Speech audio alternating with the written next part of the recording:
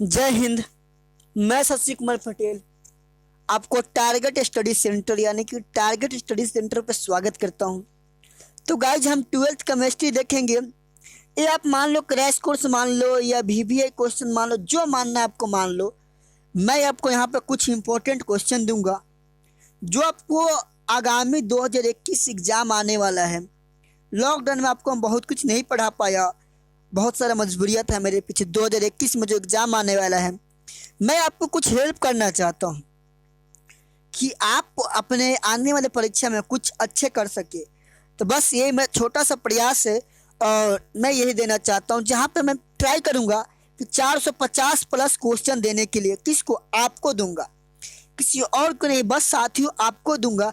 तो बस मेरे साथ यहाँ पे बने रहना, जो कि वीवीआई क्वेश्चन का सीरीज चल रहा है। तो मेरे साथ दो और पढ़ते रहो बढ़ते रहो।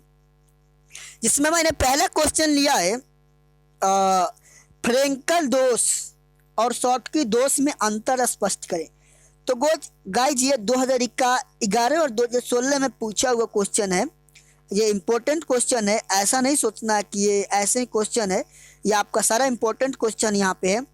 तो चलिए मैं इसको डिटेल्स में समझाता हूँ। फ्रेंकल दोष क्या होता है आपका? यह एक अंतरकाशी दोष होता है, जबकि शॉर्टकी दोष क्या होता है? एक रिक्तिका यानी कि खाली वाला दोष होता है। फ्रेंकल दोष में क्रिस्टल के घनत्व में कोई परिवर्तन नहीं होता, यानी कि कोई इसमें चेंजिंग नहीं होता है, जबकि शॉर्टकी दोष में क्रिस्टल का घनत्व कम हो जाता है।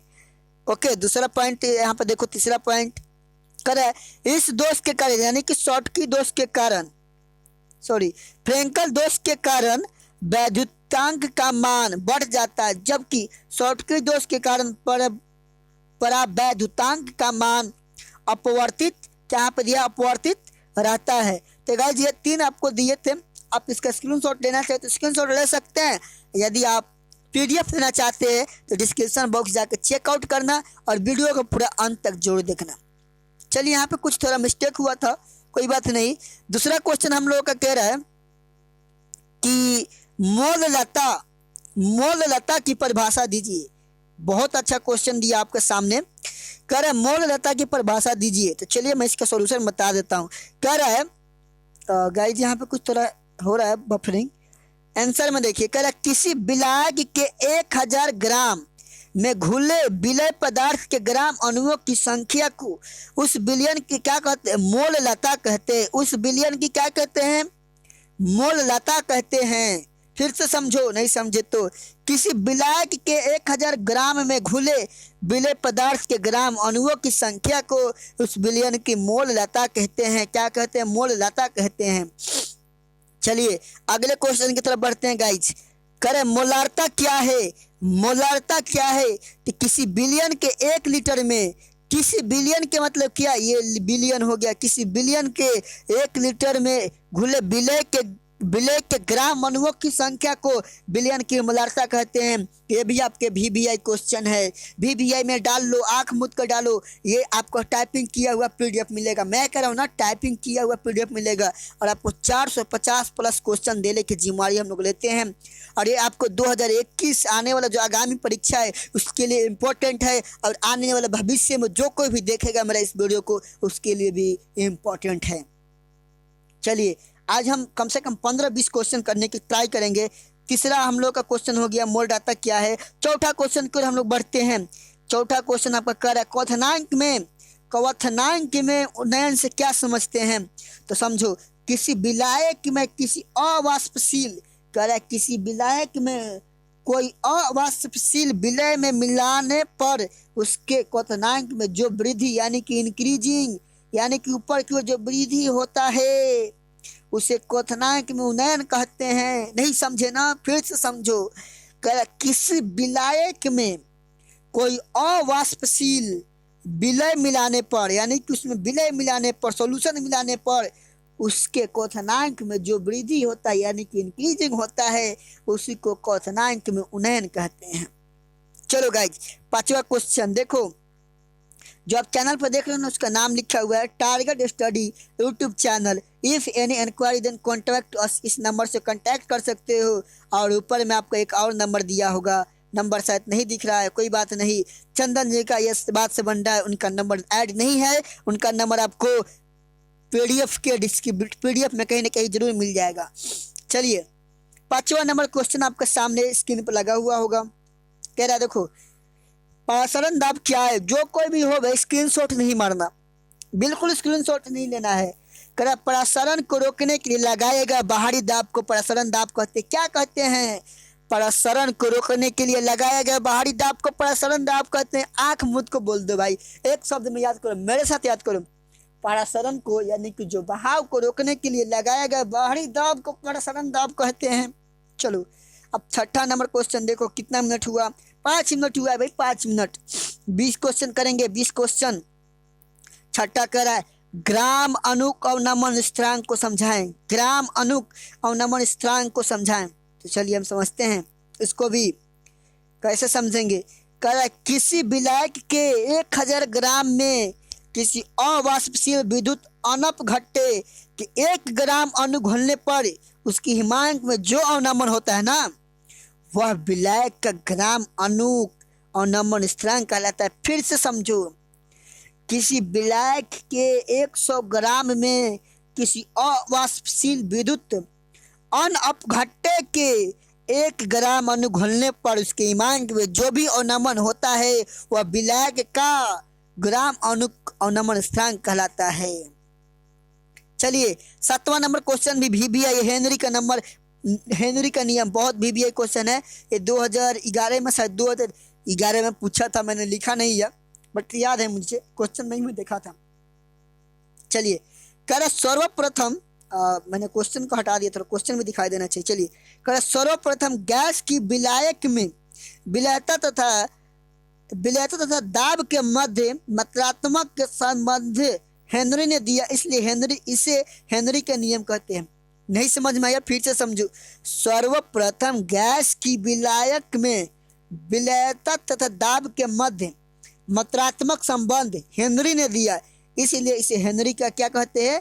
नियम कहते हैं। क्या कहते हैं? हेनरी का नियम कहते हैं गाइज। चलिए 8वां नंबर क्वेश्चन की ओर बढ़ते हैं। क्या नंबर? 8वां नंबर क्वेश्चन की ओर। कह रहे हैं मोल अंश क्या है? मोल अंश क्या है? परिभाषित कीजिए। तो बिलियन में उपस्थित किसी एक घटक या अव्यय के मोलों की संख्या तथा विलय एवं विलायक के कुल मोलों की संख्या के अनुपात को उस अव्यय का मोल अंश कहते हैं। क्या कहते हैं? मोल अंश कहते हैं। चलो अब आते हैं 9वें नंबर क्वेश्चन की तरफ। 9वां नंबर क्वेश्चन भी आपका बहुत इंपॉर्टेंट है। कह रहा है कम दाब तथा उच्च दाब पर जल का वाष्पीकरण तेजी से होता है। क्यों? तो कम दाब तथा उच्च दाब पर जल का अणुओं की गतिज ऊर्जा बढ़ जाती है, जिसका कारण अधिक गुण जल सतह को छोड़कर क्या होता है? सतह को छोड़कर वाष्प अवस्था में बदल जाते हैं। इसके परिणाम स्वरूप जल का वाष्पीकरण तेजी से होता है। आप इस PDF को देखकर समझते चलना और इस नोट नहीं करना कॉपी में गाइस, नोट करोगे टाइम खत्म हो जाएगा, एग्जाम आने वाला, सामने PDF खोलना मोबाइल में, धक याद करते चलना। अगला क्वेश्चन करें 10 नंबर क्वेश्चन। मोलल, यहाँ पर मोलाल नहीं होता है, मोलल होता, पाई जल्दी मिस्टेक्स हो गया है। उन्हें स्थिरांक से आप क्या समझते हैं?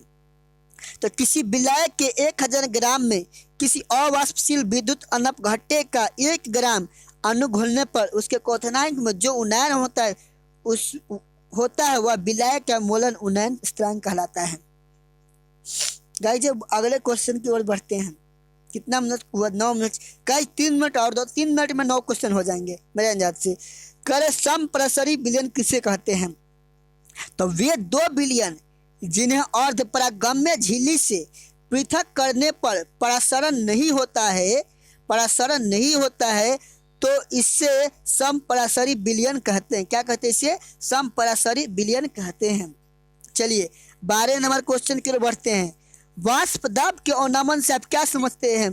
तो आंसर देखिए, यदि कोई अवाष्पशील पदार्थ किसी विलायक में घोला जाए तो विलायक के वाष्प दाब में कमी आ जाती है, जिसे वाष्प दाब का अवनमन कहते हैं। क्या कहते हैं? अवनमन कहते हैं। गाइस दम पर गार्दा उड़ा देना जाके एग्जाम में 2021 जो आने वाला एग्जाम है, आप इसी में से क्वेश्चन आएगा, बेफिक्र रहो। इसी जितना पढ़ा दूंगा ना, 450 क्वेश्चन रहेगा ना, 450 से बाहर क्वेश्चन से नहीं आएगा। बस कोशिश रहेगा, हम पढ़ाऊंगा। अगर मैंने वीडियो नहीं बना पाया ना तो आपको पीडीएफ जरूर मिलेगा। आप व्हाट्सएप ग्रुप या टेलीग्राम में जुड़ जाना। पीडीएफ हमेशा डालते रहता है, पीडीएफ डाला जाता है, हमेशा डालते रहते हैं फ्री ऑफ कॉस्ट में। इसके लिए कोई चार्जेस नहीं है, चार्ज देने की जरूरत नहीं है। अगर मन नून हो ना तो वो मेरा एक बुक है वो खरीद लेना। करंट का सॉल्यूशन जो चलाते हैं ना उसके लिए पेमेंट दे देना। इस सब के लिए मैं पेमेंट क्या लूँ? आप तो आपके पास अगर पैसा होता तो आप ऑफलाइन में जाकर नहीं पढ़ लेते। तो 2021 बोर्ड में आपको फ्री में यहाँ से मिल जाएगा पढ़ने के लिए, कोई बात नहीं। चलिए 13 नंबर क्वेश्चन की ओर बढ़ते हैं। कह रहा है वाष्प दाब के अपेक्षिक अवनमन क्या है? तो किसी विलायक के वाष्प दाब में अवनमन P से PS तथा विलायक के वाष्प दाब P के अनुपात को वाष्प दाब का अपेक्षिक अवनमन कहते हैं। तो अभी तक आपने target study centre YouTube channel को सब्सक्राइब नहीं किया, सब्सक्राइब कर लेना। और कोई क्यूरी हो तो इस नंबर पर कॉल कर लेना या व्हाट्सएप कर लेना। चलिए अगला क्वेश्चन हम लोग करें। 11 नंबर क्वेश्चन देखते हैं। 14 नंबर क्वेश्चन हिमांक के अवनमन से आप क्या समझते हैं? जल्दी गाइस नोट करते चलो। अगर नोट नहीं करते हो तो आप पढ़ते चलो, यहाँ से समझते चलो। कह रहे किसी अवाष्पशील विद्युत अपघट्य को किसी विलायक में घुलने पर विलायक का हिमांक कम हो जाता है, अतः इसे हिमांक में किसी कमी को हिमांक का क्या कहते हैं? अवनमन कहते हैं। आप पीडीएफ डाउनलोड कर लेना, आप पीडीएफ रखना, पीडीएफ अपने दोस्तों के साथ शेयर करना, ताकि बिहार में कोई ऐसा बच्चा ना हो जो पीडीएफ के लिए पैसा पे करता होगा। पैसा पे नहीं करना 2021 बोर्ड में। आप यहाँ से फ्री में ले जाओ, हम लोग टाइप करेंगे, हम लोग देंगे फ्री में आपको पेमेंट करने की जरूरत नहीं, क्योंकि लॉकडाउन था आपके लिए। चलो गाइस अगला क्वेश्चन की ओर बढ़ते हैं। 16 नंबर जो क्वेश्चन हम लोग कर रहे हैं, क्रिस्टलीय ठोस क्या है परिभाषित करें।